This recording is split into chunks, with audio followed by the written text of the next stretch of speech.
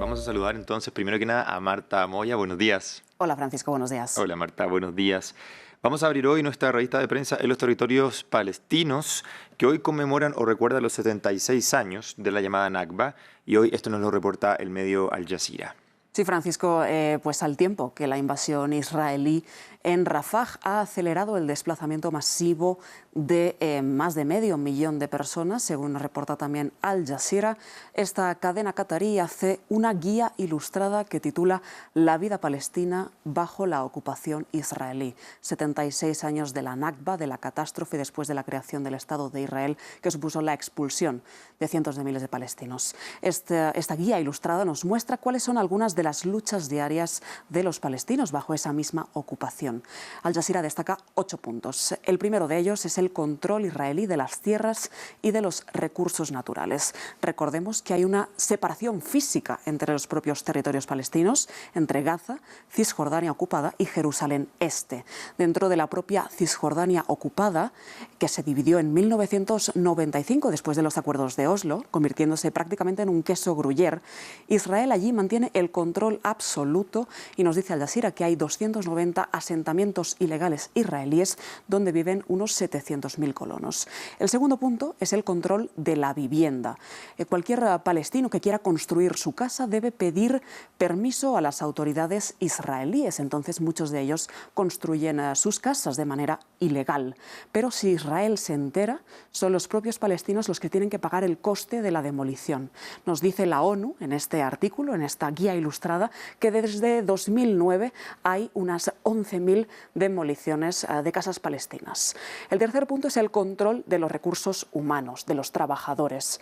Nos dice Al Jazeera que Israel ha sometido a los territorios palestinos a tener la tercera tasa de desempleo más alta del mundo. El cuarto punto son los recursos, el control de los recursos financieros. El quinto punto, el control del comercio.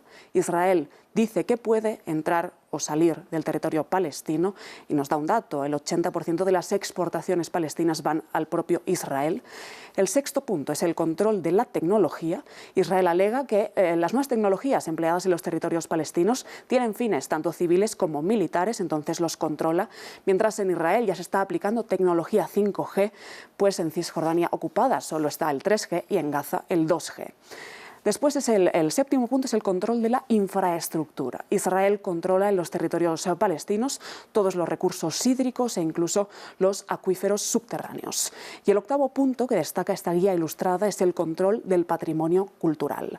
Desde el 7 de octubre nos refiere esta guía ilustrada, pues Israel ha destruido más de 200 sitios de patrimonio, bibliotecas, mezquitas y otros elementos de patrimonio cultural en Gaza, y además hay 390 instituciones derruidas por el ejército de Israel, entre ellas todas las universidades de Gaza.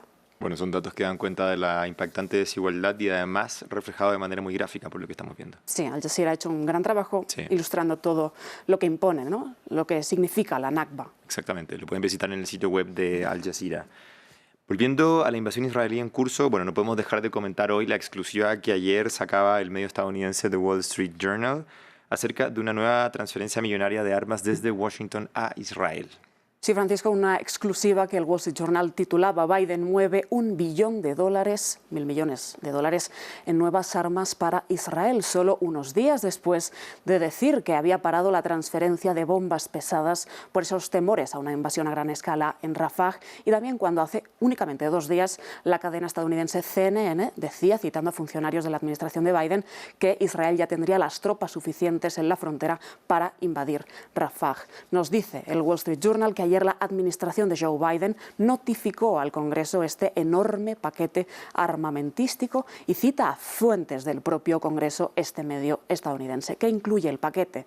Bueno, pues nos dice el Wall Street Journal que hay una posible transferencia de $700 millones en municiones de tanque, $500 millones en vehículos tácticos y $60 millones en proyectiles de mortero. Dicen las fuentes al Wall Street Journal que no se sabe cuándo se enviarán estas estas armas, que este paquete no forma parte de los 26.000 millones que ya se habían pactado el mes pasado en ayuda a Israel y que tampoco se sabe si este paquete forma parte de un último tramo de una venta preexistente o si es algo nuevo. En cualquier caso, muy controvertido y para muchos hipócrita esta posición de Joe Biden. Bueno, y justamente respecto de este vaivén estadounidense en su relación con Israel, destacamos hoy un artículo de opinión del tabloide israelí más leído que critica y textualmente, cito, la obsesión cínica de Biden con Rafah solo da alas a Hamás. ¿De qué se trata esto? Bueno, Francisco, pues es un artículo en el Yediot Aharonot que firma Richard Kemp, que es un excomandante de las Fuerzas Armadas de Reino Unido. Es una crítica demoledora contra Joe Biden, que critica textualmente la cínica obsesión por impedir que Israel acabe con Hamás tendrá el efecto contrario al que pretende el presidente de Estados Unidos. ¿Qué pretende entonces Joe Biden, según este artículo de opinión? Pues según él, mantener una posición crítica con Israel para mejorar sus perspectivas electorales de cara a los comicios del 5 de noviembre. Sostiene este artículo de opinión que ha habido en estos meses acusaciones falsas de que Israel bloquea la ayuda humanitaria a Gaza o que las fuerzas de defensa se excedieron en su ataque a Hamás en represalia por los ataques del 7 de octubre. Un párrafo textual de este artículo dice, en sus cálculos, los de Joe Biden, eso claramente supera cualquier daño infligido a un aliado que está luchando por su vida en múltiples frentes. El daño será profundo, el daño a Israel. Todo lo que hace Joe Biden, dice, fortalece a Hamás y así Israel tenga que luchar en solitario, esto va a mermar el discurso de Joe Biden de intentar frenar la violencia. Finalmente, dice este artículo, le pasará factura en las elecciones al demócrata. Bueno, es un intenso y es interesante en realidad el artículo y la vuelta de opinión que hace y muy diferente además a lo que hemos escuchado hasta ahora. Bien, cerremos con un análisis que nos trae el medio británico The Times acerca de la pugna que hay en el Partido Republicano por hacer méritos para convertirse en la fórmula vicepresidencial de Donald Trump. Sí, un análisis que el Times titula ¿Quiere convertirse en vicepresidente de Trump? Vaya a la corte y sea su máxima cheerleader. Trump es el candidato virtual, todavía no es de facto porque esto se tiene que afirmar en la Convención Nacional Republicana en Milwaukee en junio. Será allí donde él mismo nombre a su fórmula vicepresidencial.